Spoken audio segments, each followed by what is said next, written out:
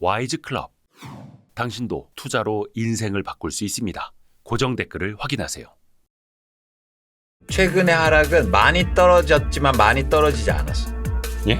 하락장은 어떻게 저희가 구별하는 거냐면 네. 가격 하락폭도 커야지만 그게 하락한 게 많아야 돼요. 근데 그 많은 장이 아직 안 왔단 말이에요. 아직 안 왔다라는 의미는 온다는 거죠.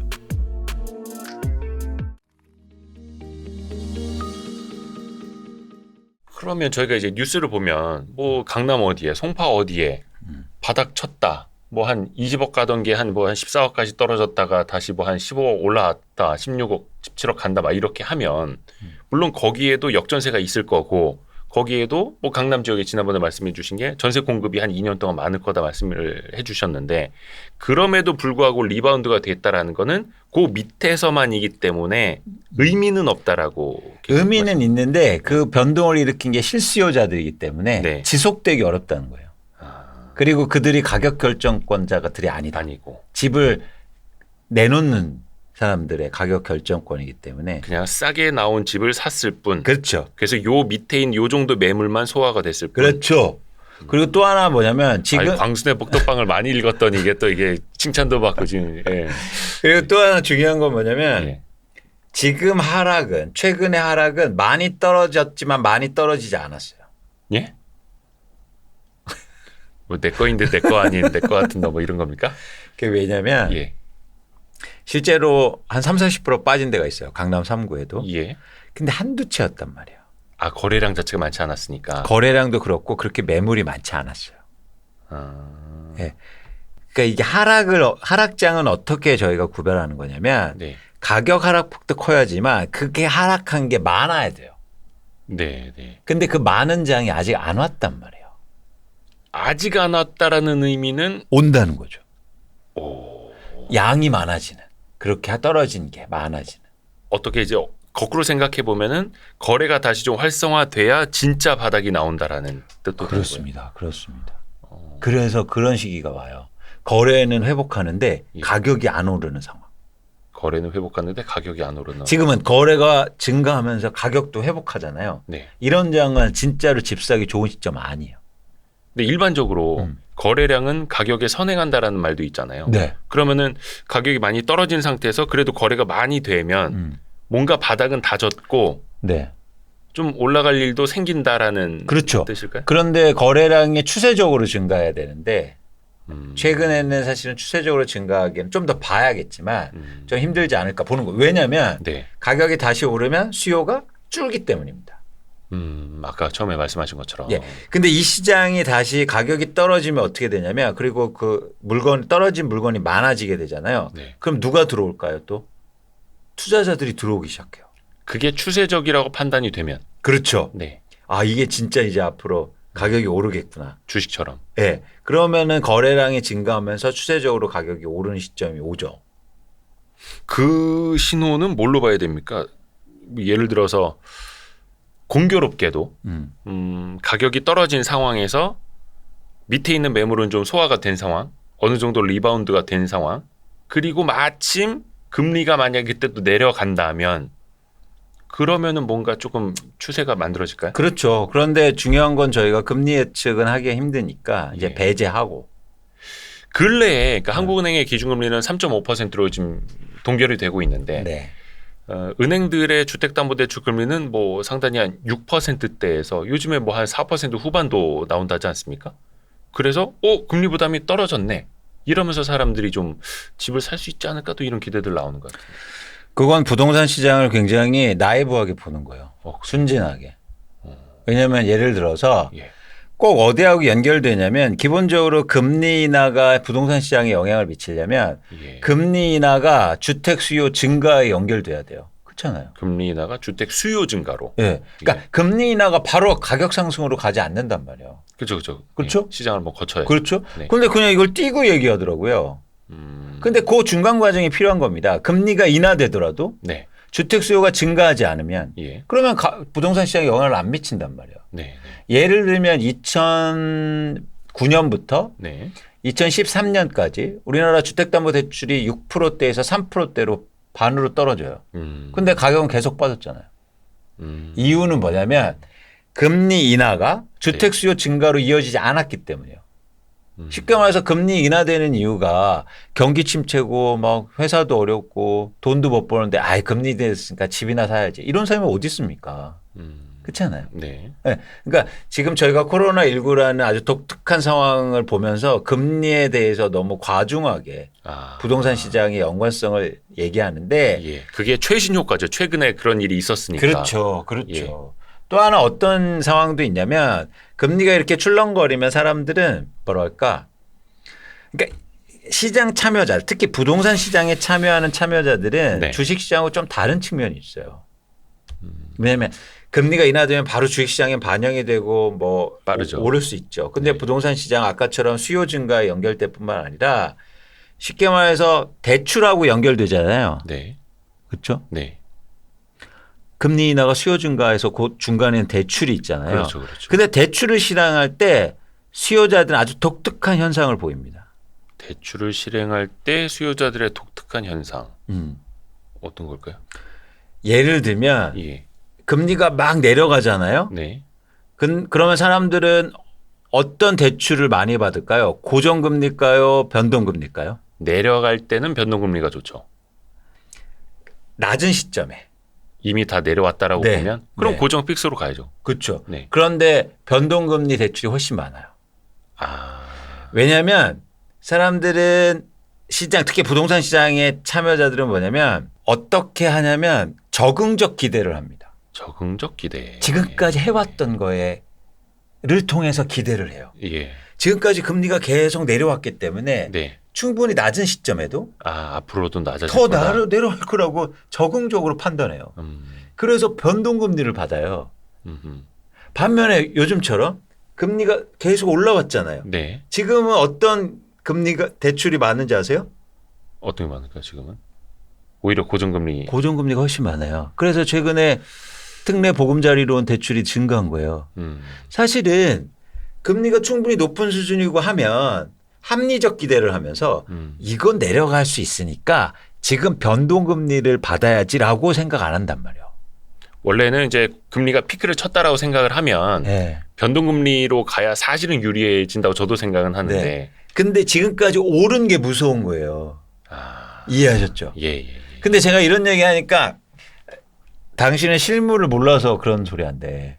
은행에 가면 네. 꼭 높았을 때 아이고 저기 사장님 사모님 지금은 높으니 지금까지 올라왔으니까 고정금리 하셔야 돼요. 그래서 어쩔 수 없이 했대요. 아니 그건 또 이제 약간 당국에서 고정금리를 또 유도하는 것도 있고. 그렇죠. 아니 근데 가서 싫어요 저는 변동금리 하려고 그러는데 안 돼요 이런 사람이 어디 있어요. 그건 진짜 앵간한 그 금융 지식을 갖고 있는 사람도 은행 가서 그렇게 하면 하죠. 그렇죠. 예.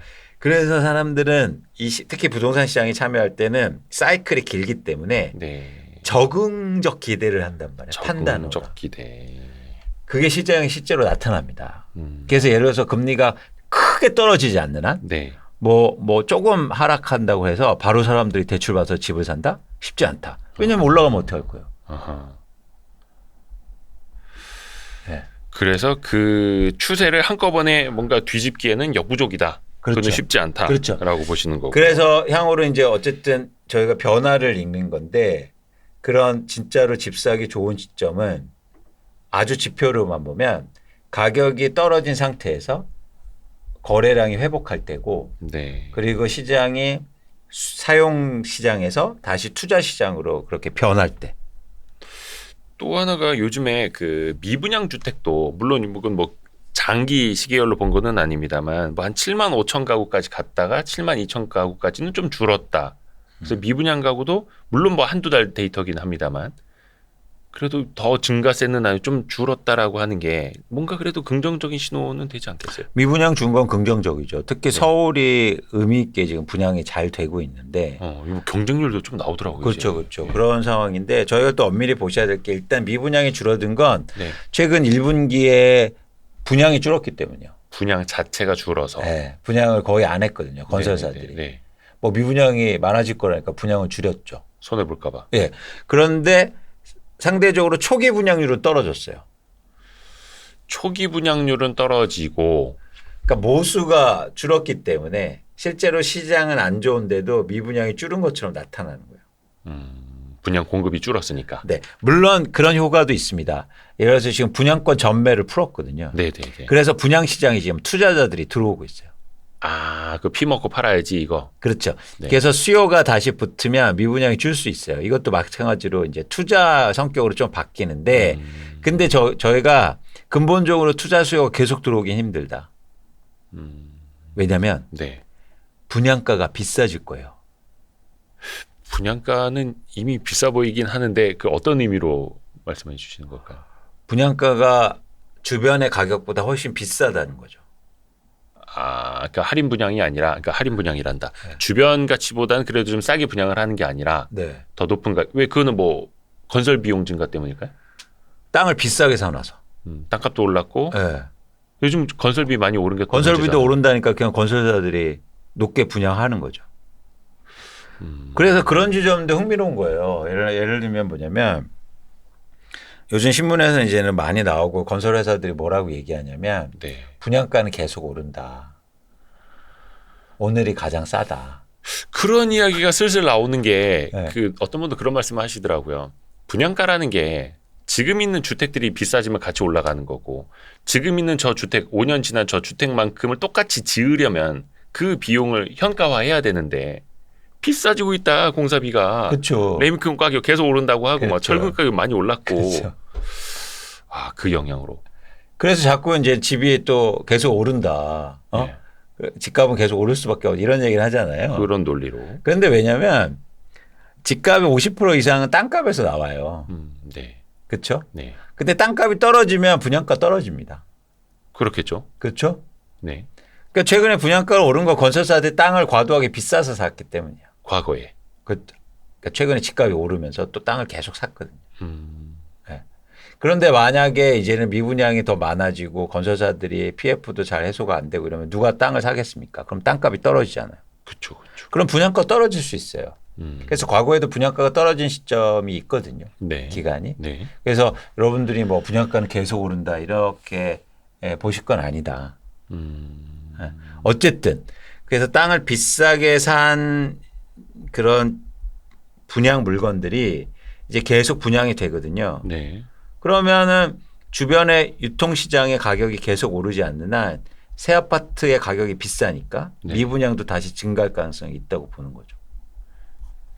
결국 이것도 아까 말씀해 주셨던 그 가격과 어떤 수요에 따른 영향, 상대적 밸런스로 따져봤을 때. 그렇죠, 그렇죠. 그래서 이게 흥미로운 지점인데 지금 부동산 PF 문제가 되게 커지고 있잖아요. 네. 근데 이 미분양 때문에 발생하는 거거든요. 거기서부터. 네. 네.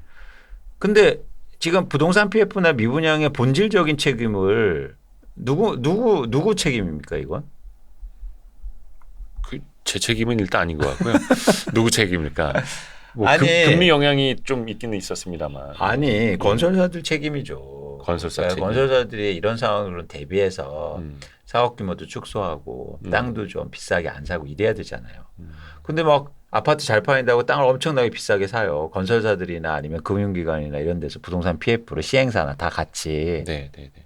그때는 다 잘 될 것 같으니까. 그렇죠. 근데 2년 이제- 뒤, 3년 뒤에 근데 대박 이제 날것 안 같고. 팔리니까 울고 있는 거예요. 그래서 이 미분양을 해소해야 된다. 근데 해소하는 가장 문제가 발생하면 해소는 누가 해야 됩니까? 문제 발생자들이 해소해야 되잖아요. 네. 그래서 분양가를 낮춰야 돼요. 그렇게 해서라도 팔아야죠. 손해 안 그렇죠. 보려면. 근데 분양가를 안 낮추고 지금 하다 보니까 네. 이런 문제가 계속 발생하는 거예요. 근데 아직까지 그 정도로 심각하지 않으니까 그렇죠. 뭐 할인 분양이라든지 분양가를 낮춘다라든지 그 정도까지는 심각하지 않으니까 아직까지는 버티고 있으니까. 그렇죠. 그래서 버티는 거죠. 근데 막 여기다 대고 정부가 또 막 그처럼 분양가 전매도 풀어주고 막 분양 대출도 확대해주고 이런 거죠. 근데 누구를 위한 건지 잘 모르겠다는 거예요. 근데 정부에서 원희룡 장관도 이야기를 한 게 그 미분양 주택 10만 호까지는 좀 각오를 하겠다. 근데 또 한켠에서는 분양권 전매 풀어주고 규제 완화를 또 하고 있어요. 왜 웃으세요? 좀 그러니까. 평가를 해주세요. 네. 그러니까요. 그러니까 왜 그러는지 모르겠어요. 제가 만나보지 않았으니까. 그러니까 미분양 주택 10만 가구까지는 정부도 가구는 하겠다고 하지만 그래도 경착륙은 막으려고 하고. 네. 네. 경착륙이 기준이 뭡니까? 이게 저는 어떤 생각도 갖냐면 네.